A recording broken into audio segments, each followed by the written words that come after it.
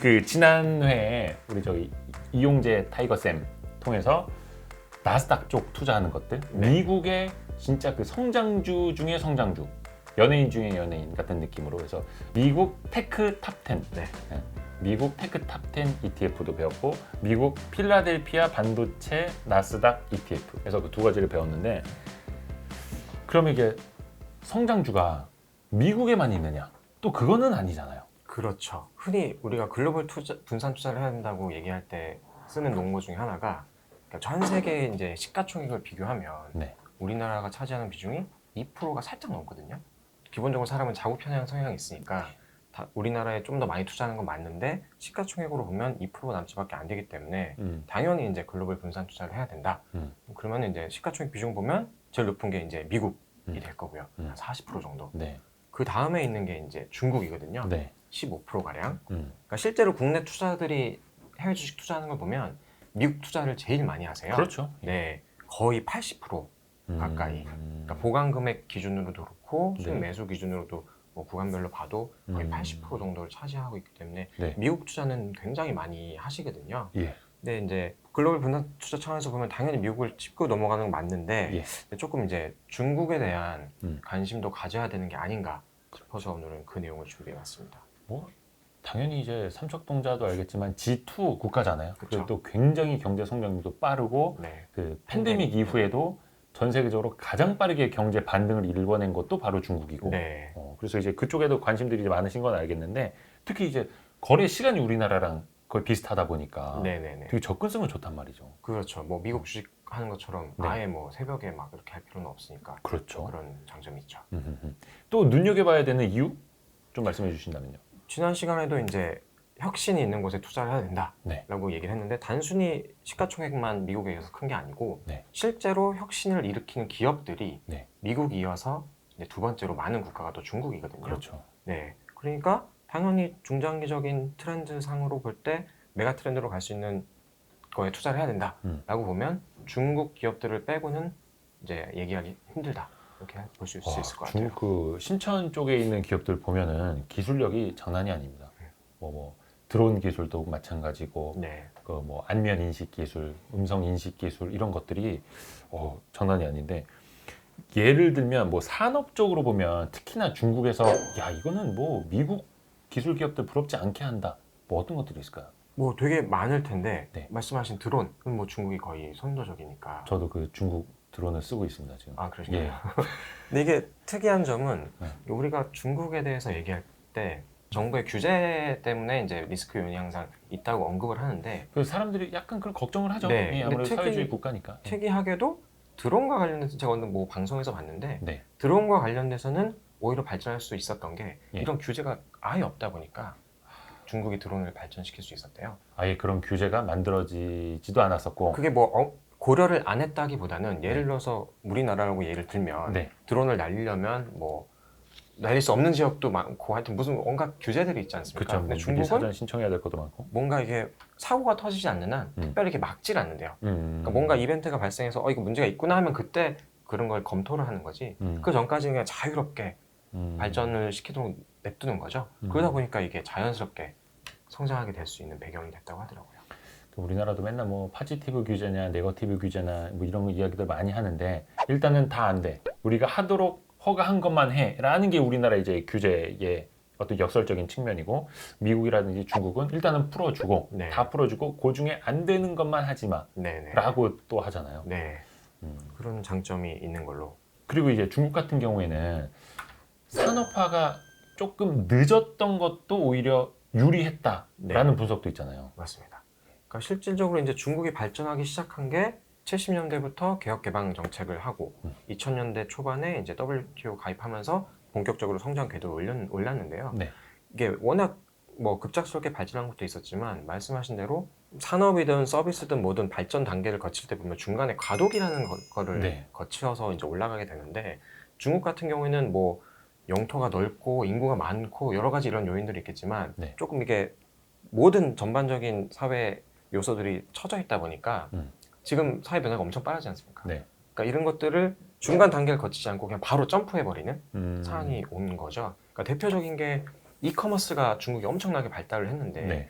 그게 왜 그러냐면 중국이 이제 기존 전통적인 유통망 같은 게 되게 발전이 안 되다 보니까 그러니까 이런 거 중간적인 과도기적인 거 거치지 않고 바로 그냥 온라인 베이스로 넘어가 버리는 거죠. 그러니까 이런 것들이 어떻게 보면 조금 다른 나라들보다 뒤처졌던 요인들이 어떻게 보면 최근에 와서는 그냥 점프해서 발전할 수 있는 그런 배경이 된 거라고 볼 수 있어요. 신용카드도 마찬가지죠. 우리나라가 그 뭐 벤사 가입하고 이제 뭐 카드 결제 단말기 깔고 이럴 시간에 이제 중국은 이제 그거 없었고 바로 그냥 간편 결제로 그렇죠. 스마트폰을 활용한 네. 뭐 QR 코드로 바로 그냥 결제해버린 이런 걸로 이제 네, 그게 대표적인 예죠. 중국은 전통 시장에서도 QR 코드로 다 결제를 한다 하더라고요. 심지어는 그 구걸하시는 분들도 네. 구걸 받을 때 맞아. 이걸 찍으라고. 아 진짜 그 네. 거지들도 QR 코드로 이걸 받더라고요. 네. 대단합니다. 네. 이게 사실 우리나라 입장에서는 중국의 기술 기업들이 사실은 우리의 미래 먹거리를 이제 많이 빼앗으러 온다라고 느끼고 있잖아요. 과거 네. 우리가 이제 일본 기업들을 그렇게 해서 따라잡았듯이 중국에서 중국 기업들이 이렇게 또 빠르게 크고 그렇게 성장할 수 있는 배경, 토양 그건 좀 어떤 이유가 있을까요? 되게 여러 가지 요인들이 있는데요. 네. 일단은 중국이 인구가 많잖아요. 아 그렇죠. 네. 예, 14억 명이 넘는데 네. 인구가 많다 보니까 이공계 관련된 인력도 당연히 많을 수밖에 그렇죠. 없고 네. 유학생들도 엄청 많은데 이 유학생들이 이제 점점 본국으로 들어오는 거죠. 공부를 하고 나서. 그러니까 이 인적 자원이 워낙 풍부하다 보니까 일단 이 자양분이 되는 것 같고요. 네. 그 두 번째로는 중요한 부분이 정부가 엄청 지원을 합니다. 아 그러면 뭐 네. 돈으로도 그렇고 뭐. 네. 그러니까 이런 기업들이 커나갈 수 있는 환경을 엄청 잘 조성해주고 실제 기업들도 이 정부와 맞춰가지고 투자를 또 엄청나게 하고요. 네. 이런 것들이 맞물려져가지고 선순환이 이루어지면서 계속해서 발전을 하는 것 같고요. 그리고 또 한 가지는 이제 뭐 이거는 근본적인 원인이라기보다는 미국과 중국이 사이가 계속 안 좋지 않습니까 최근에. 네, 네. 네, 그러다 보니까 중국 기업들이 그냥 이럴 바에는 우리나라에서 하자. 네, 그러니까 계속 이제 자국에서 뭔가 또 자기네 시장이 넓으니까 비즈니스를 하는 거죠. 예. 그러니까 뭐 굳이 해외 안 나가더라도 내수만 잘 챙겨도 예. 중국 내에서는 굉장히 잘할 수 있는 여건들이 그렇죠. 조성된 것 같아요. 그 예전에 그런 얘기 했잖아요. 그 미국에서 1등하면 글로벌 1등이 된다. 근데 사실 중국에서 1등이 돼도 어찌 보면 글로벌 1등이 되는 거라서 그렇죠. 네. 우리 입장에 굉장히 이제 부러운 거지만 중국 내에서만 잘하는 기업에 투자를 해도 그 기업이 엄청나게 성장할 수 있다는 거. 뭐 심지어 뭐 미국에서 이쪽으로는 넘어오지 마 이렇게 하더라도 그게 부럽기도 하고 또 무섭기도 하고. 네. 중국에도 나스닥 같은 어떤 좀 기술주 중심의 지수가 생겼다고 들었거든요. 네, 맞습니다. 예. 바로 항생 테크 그러니까 지수예요. 기존에 있던 항생 지수가 아니라 네, 항생 테크 지수. 맞습니다. 그거 되게 최근에 생긴 거예요. 작년 여름에 작년 공표가 여름에. 됐어요. 네. 어. 그 이 지수가 뭐냐면 그러니까 기존에 말씀하신 항생 지수는 9산업 중심으로 포트폴리오가 구성이 되어 있어요. 그래서 금융 비중이 상당히 높고요. 뭐 부동산이나 이런 것 같은 그 구경제가 거의 절반 이상을 차지하다 보니까 최근에 중국에서 성장하고 있는 테크 기업들의 이런 성과를 반영하지 못한다는 단점이 있어서 이런 거를 실제로 테크 기업들만 쫙쫙쫙 모아가지고 새롭게 30개만 선정해서 만든 지수가 항생 테크 지수입니다. 이게 항생 지수는 이제 홍콩 증시잖아요. 네. 홍콩에 상장돼 있는. 근데 그것도 홍콩에 상장돼 있는 기술 기업들을 네, 추려놓은 것. 맞습니다. 중국의 빅테크 기업들. 그러면 항생 테크 지수에는 그러면 중국의 어떤 테크 기업들이 들어가는 건지 좀 설명해 주세요. 그러니까 우리한테 흔히 알려진 중국의 테크 기업들이 상당히 많이 들어있어요. 네. 대표적으로는 잘 알려진 텐센트, 텐센트. 뭐 알리바바, 샤오미. 뭐 두말할 필요가 없네. 네, 이런 기업들은 너무나 이제 친숙한 기업들인데 네. 이런 기업들이 대표적으로 있고요. 그리고 최근에 이제 3월에 전기 지수 변경 때 하이얼, 하이얼. 예, 전기 그 전자제품 가전, 만드는데 이 이제 편입이 됐고요. 그리고 바이두가 원래는 이제 나스닥에 상장이 되어 있었는데 홍콩에 2차 상장을 했어요. 아. 네, 그 이제 곧 편입이 될 예정이고요. 그래서 네. 좀 재밌는 점은 네. 보통은 지수에 어떤 종목이 편입될 때 네. 정기 지수 변경 일자에 맞춰서 편입을 해요.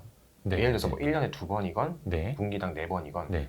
정기 지수 변경하는 시점에 이제 해당 요건에 맞는 기업들을 다시 필터링을 해가지고 빠질 사람은 그쵸. 빠지고 들어갈 사람은 선출입을 들어가고. 하는 거죠. 예. 근데 항생테크 지수는 특이한 점이 이제 상장을 하잖아요. 네. 근데 그 상장된 기업이 이 요건에 일단 맞고 네. 시가총액이 상위 10위 내에 들어간다. 네. 테크 종목들과 비교해서 그럼 바로 넣어버려요. 바로 그냥 지수 변경에 TR평으로. 상관없이. 어. 그러니까 장점이 이 트렌드가 빨리 변하는 이 상황에서 이런 빅테크 기업들을 바로바로 반영을 시켜버린다는 거죠.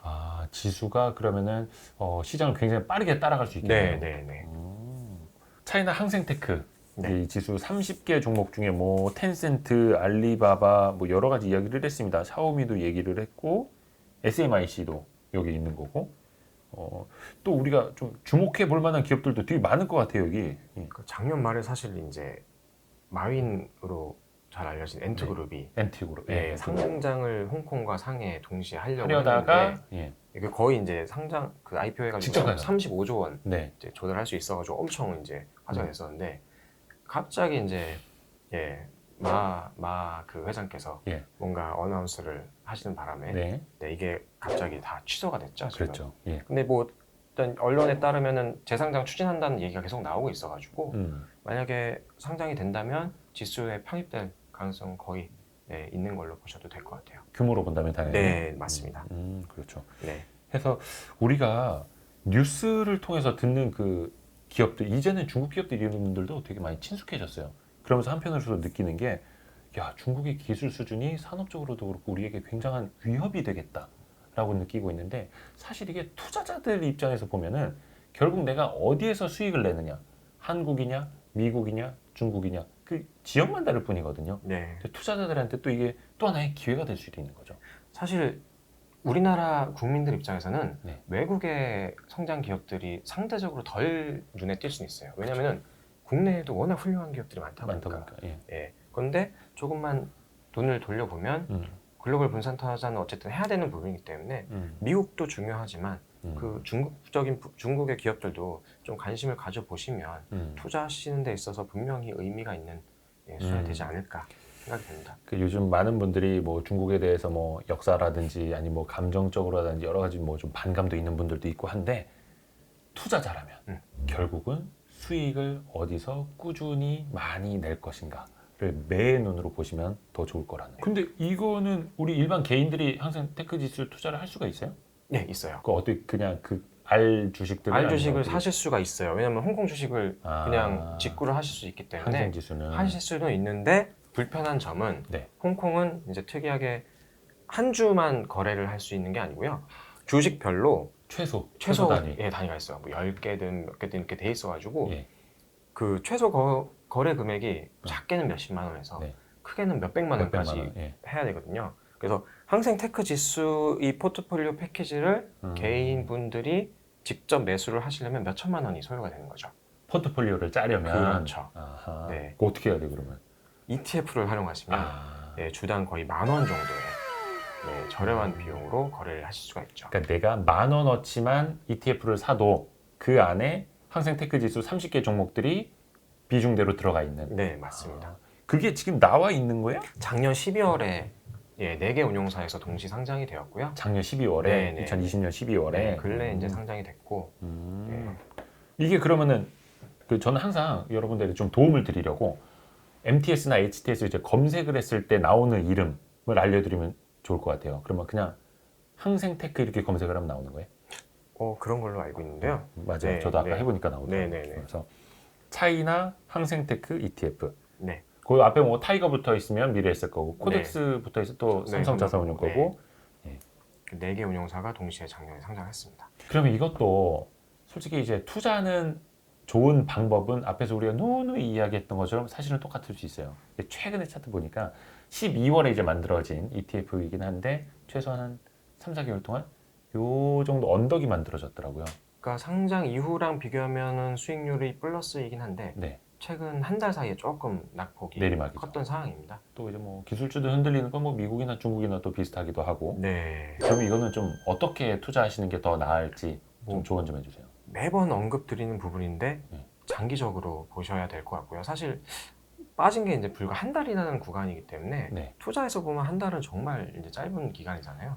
물론 이게 내 돈이 들어가서 후후후 빠지는 걸 보면 어떤 분들한테 되게 큰 너무 기간일 수도 있는데 보는 게 힘들지만 좀 긴 안목으로 그래서 이제 저희가 항상 말씀드리는 게 연금 계좌에서 ETF를 활용하시면 어쨌든 반강제적으로 묶여 있으니까 또 적립식으로 그나마 조금 더 버티는 게 수월하지 않을까. 그러니까 이게 사람들이 맨날 아유 또 장기 투자하래. 아유 또 장기 투자하래. 그러니까 귀에 못이 박히도록 듣는데 그게 아니라 장기 투자를 하더라도 시점도 분산을 하시면서 사 모아나가는 장기 투자가 가장 이상적이다라는 네. 거죠. 예. 그래서 저도 타이거 차이나 항생테크 ETF 네. 뭐 그 미국 테크 탑 10 뿐만 아니라 이것도 한번 좀 관심 있게 보면 좋을 것 같아요. 네네. 예. 오늘 임종욱 팀장님하고도 함께 했고요. 오늘은 중국의 혁신 굴기에 대해서 이야기 나눴습니다. 고맙습니다. 네.